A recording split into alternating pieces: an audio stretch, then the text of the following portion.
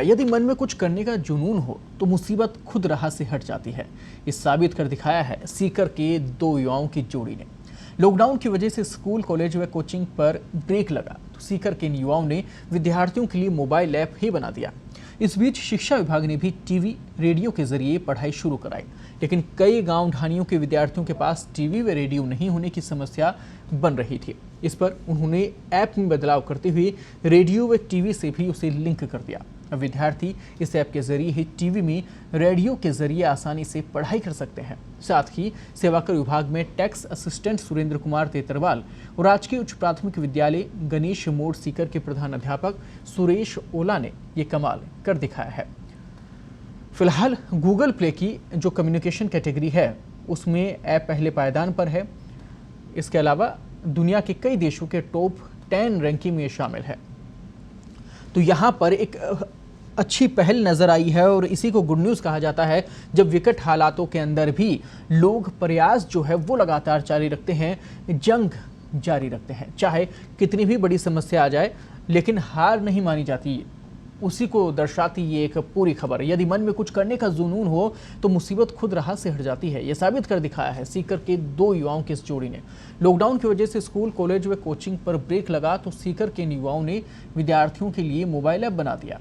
इस बीच शिक्षा विभाग ने भी टीवी, रेडियो के जरिए पढ़ाई शुरू कराई, लेकिन कई गाँव ढानियों के विद्यार्थियों के पास टीवी और रेडियो नहीं होने की समस्या आई। इस पर उन्होंने ऐप में बदलाव करते हुए रेडियो व टीवी से भी लिंक कर दिया। अब विद्यार्थी इस ऐप के जरिए ही टीवी में रेडियो के जरिए आसानी से पढ़ाई कर सकते हैं। सेवाकर विभाग में टैक्स असिस्टेंट सुरेंद्र कुमार तेतरवाल और राजकीय उच्च प्राथमिक विद्यालय गणेश मोड़ सीकर के प्रधान अध्यापक सुरेश ओला ने एक कमाल करके दिखाया है। फिलहाल गूगल प्ले की जो कम्युनिकेशन कैटेगरी है उसमें यह ऐप पहले पायदान पर है। इसके अलावा दुनिया के कई देशों के टॉप 10 रैंकिंग में भी ये शामिल है। पूरी खबर पर ज़्यादा बातचीत के लिए इस वक्त जो ऐप जिन्होंने बनाया है वो डेवलपर इस वक्त हमारे साथ में जुड़ रहे हैं। आपको बता दें कि विद्यार्थी इस ऐप के जरिए ही टीवी में, रेडियो के जरिए आसानी से पढ़ाई कर सकते हैं। सेवाकर विभाग में टैक्स असिस्टेंट सुरेंद्र कुमार तेतरवाल और राजकीय उच्च प्राथमिक विद्यालय गणेश मोड़ के सीकर के प्रधान अध्यापक सुरेश ओला ने यह कमाल करके दिखाया है।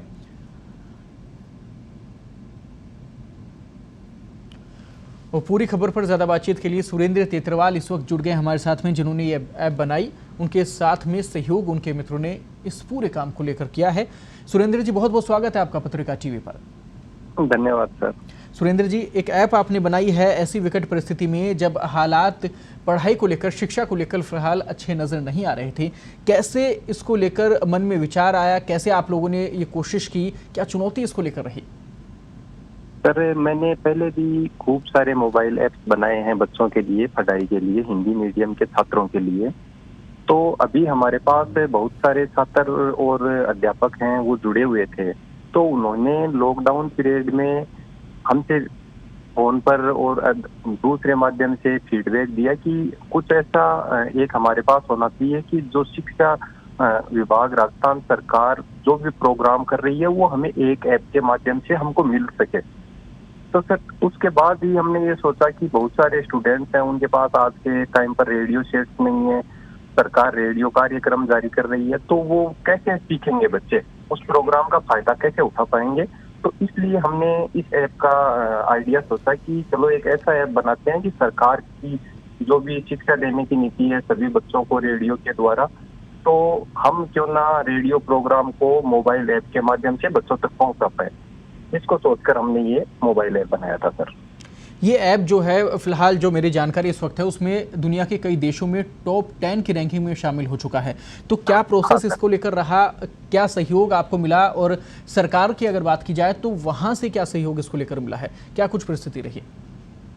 सर, इसमें हमने सबसे पहले क्या किया कि अपने ऑल इंडिया रेडियो की जितने भी स्ट्रीमिंग अलग अलग स्टेशन की होती हैं उनको कलेक्ट किया। उसके बाद में इस ऐप में हमने उनको जोड़ा, तो जिस एरिया में छात्र रहता है वहाँ के रेडियो स्टेशन को वो लाइव बिना हेडफोन के या बिना रेडियो के अपने मोबाइल में सुन सकता है। तो जितने भी सरकार के पढ़ाने के कार्यक्रम है वो डायरेक्ट उनका प्रसारण बच्चे तक हो जाएगा। इसके अलावा सर, जो रेडियो प्रसारण है वो बहुत सारे दूसरे देशों में भी लोग रहते हैं जो यहाँ के हैं, उनका लाइव प्रसारण है भी वो वहाँ पर सुनते हैं। इसलिए उन्होंने भी दूसरे देश के जो अपने भारतीय समुदाय के लोग हैं, उन्होंने भी इस रेडियो ऐप को डाउनलोड किया और ये बहुत अधिक संख्या में डाउनलोड हुआ। मतलब हमने जनता का कितना सपोर्ट मिल रहा है इस वक्त इस ऐप को? सर इसमें सारा सपोर्ट है वो जनता का ही है, या ये कहें कि छात्र समुदाय का है और अध्यापकों का है, क्योंकि इसमें बहुत सारे जो कार्यक्रम हैं वो बच्चों की पढ़ाई से संबंधित हैं और वो ही बच्चे इसको डाउनलोड करते हैं जो पढ़ना चाहते हैं। तो हमारे राजस्थान के दूरस्थ या ग्रामीण एरिया में जो भी छात्र रहते हैं वो इसके द्वारा अपने रेडियो प्रसारण को सुन पाते हैं। सुरेंद्र जी, तरीका क्या रहेगा? क्योंकि जैसे ग्रामीण एरिया की अगर बात करें, शहरी इलाकों में चलिए फिर भी तमाम सुविधाएं हैं, तो उनको क्या प्रोसेस इसको फॉलो करना होगा? किस तरीके से इस ऐप के जरिए वो पहुंच सकें और ज्ञान जो है वो प्राप्त कर सकें? हाँ सर, आज के समय में सर हमारे अधिकांश लोगों के पास एंड्रॉयड मोबाइल फोन्स होते हैं और उनमें इंटरनेट, अपने व्हाट्सएप, फेसबुक वगैरह सब बच्चे रखते हैं। तो सर अगर वो चीज आपके पास है तो आप हमारे मोबाइल को गूगल प्ले स्टोर से डाउनलोड कर सकते हैं, शिक्षावाणी रेडियो ऐप नाम से सर्च करके। उसके बाद में जैसे ही आप उससे कनेक्ट होते हैं, डाउनलोड करते हैं हमारी ऐप को, तो हम बहुत ही कम स्पीड में, नेट की स्पीड बिल्कुल ना के बराबर चाहिए, और उस स्पीड में आपको रेडियो सिग्नल्स आपके मोबाइल तक प्रोवाइड करवाते हैं। उसमें अपने जो एरिया में स्टेशन होता है उसकी फ्रीक्वेंसी उतनी नहीं होती कि वो हर एरिया में आपको सिग्नल पहुंचा पाए, जबकि हमारे रेडियो से उसकी फ्रीक्वेंसी, आप बिल्कुल लो क्वालिटी का इंटरनेट भी चलाओगे तो वहां तक भी उसकी फ्रीक्वेंसी आराम से पहुंच जाएगी सर। कौन कौन सी कैटेगरी इसमें शामिल की गई है? मतलब कि अगर बच्चों की बात करें तो कौन कौन सी श्रेणी तक के बच्चे इससे बेनिफिट ले सकते हैं, विद्यार्थी से बेनिफिट ले सकते हैं? सर अभी राजस्थान सरकार ने शिक्षावाणी कार्यक्रम की शुरुआत की थी, जिससे रेडियो से शिक्षा देने की बात है। इसके अलावा अभी शिक्षा दर्शन नामक भी कार्यक्रम चालू किया है सरकार ने, तो उससे टेलीविजन के माध्यम से भी बच्चों को पढ़ाई करवाई जाती है। साथ ही सरकार ने एक स्माइल प्रोजेक्ट चला रखा है, जिसमें व्हाट्सएप ग्रुप के माध्यम से बच्चों को अलग अलग यूट्यूब वीडियोज, जो एक्सपर्ट होते हैं वो उनको छांट कर प्रतिदिन मैसेज करते हैं, उसके द्वारा भी पढ़ाई चल रही है। तो हम सब ने इनको एक जगह किया और इस ऐप में इंटीग्रेट कर दिया, ताकि आपको सिर्फ एक ऐप इंस्टॉल करनी है, वहां से शिक्षावाणी के प्रोग्राम भी आप देख सकते हो, सुन सकते हो, शिक्षा दर्शन के प्रोग्राम देख सकते हो।